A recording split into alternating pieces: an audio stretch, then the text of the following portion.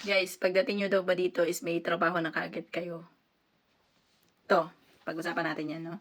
Pagdating nyo dito may trabaho na ba agad kayo? So, wala po. Pero, may explain lang ako. So, explanation na naman tayo. Lagi tayong gano'n, eh.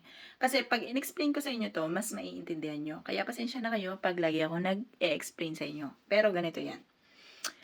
Pagpunta nyo dito sa Czech Republic guys, pagtungtong nyo dito sa Czech Republic, siyempre kukuha kayo ng bangko.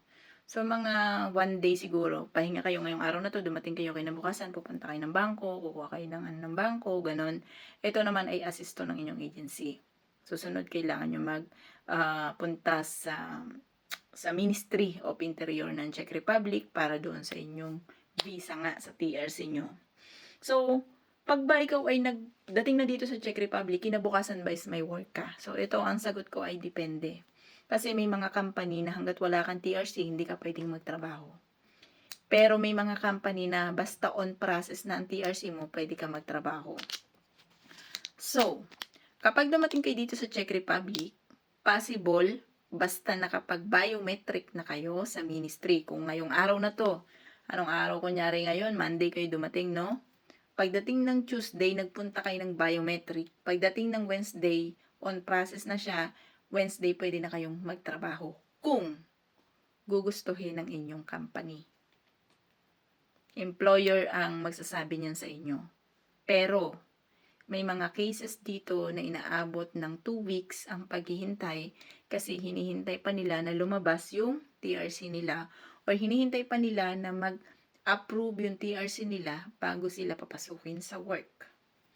Ganon yung case-to-case basis dito. Hindi ibig sabihin na dumating kayo dito, may sahod na kaagad kayo or makakapagtrabaho na kaagad kayo. Pero guys, sasabihin ko sa inyo, no?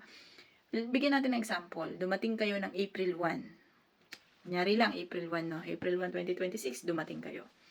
Pagpatak ng April 2, kayo ay pumunta ng biometric.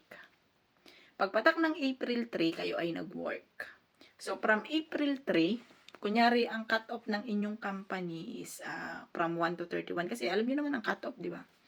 So, from 1 to 31 ang cut-off niya. So, kung dumating kayo kung nagtrabaho na kayo ng April 3, kung ang sahuran sa inyong company is kunyari ay every 10th of the month. Pagpatak ng April 10, syempre wala pa kayong sasahurin nun.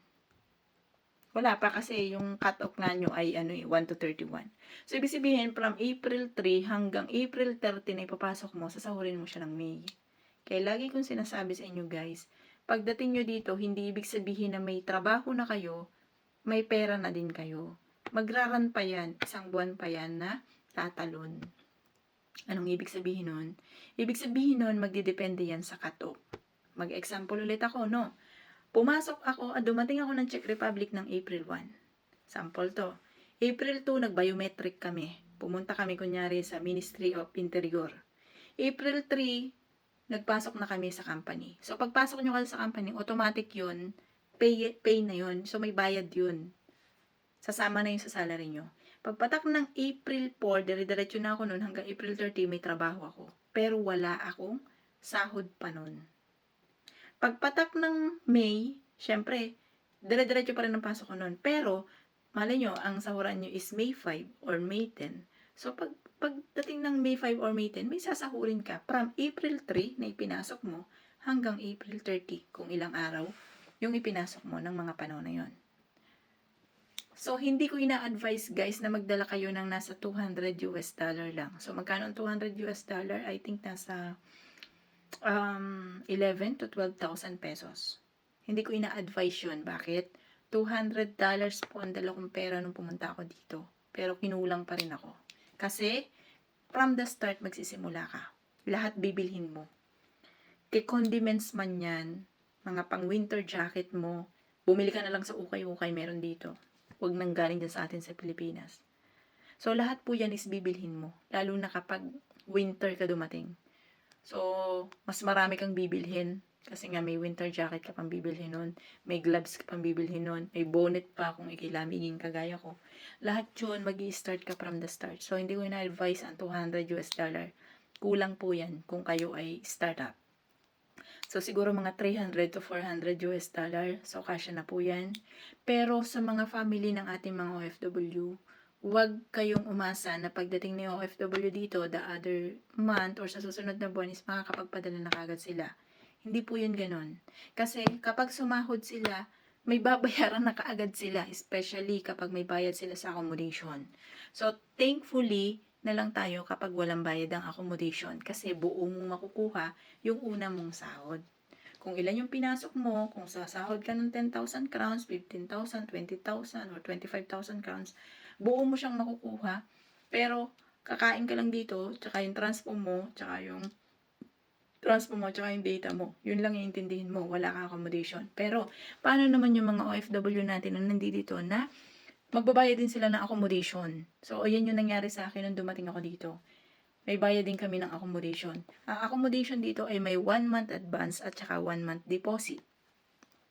So, hindi ibig sabihin na siya ay si agency ang magbabayad sa inyo pag hindi kayo free accommodation to ha. Pag hindi free accommodation.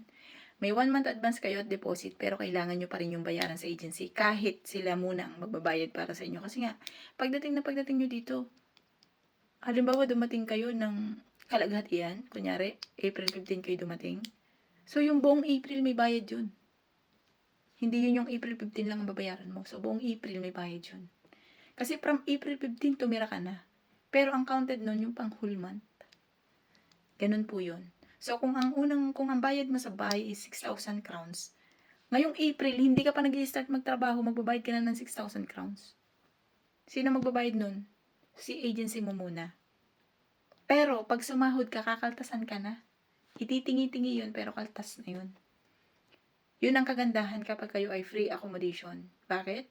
Kasi pag free accommodation kayo guys, walang ganun. Wala nang kakaltasin sa inyo. Pag ibinigay sa inyo yung net nyo, sabi ko nga, pag binigay sa inyo yung net nyo, eto na yung sasahurin nyo, eto na yung kita nyo. Ang kakaltasin nyo lang yung pangkain nyo araw-araw. Yung transpo nyo, tsaka yung bayad nyo sa load nyo. So, yun lang yung kakaltasin nyo. Yun yung kaibahan po ng free accommodation or may tulong si company sa accommodation at yung sarili mo talaga ang accommodation. So, yun lang. Sana nakatulong, no? Sa inyo. Sana nakatulong. Thank you.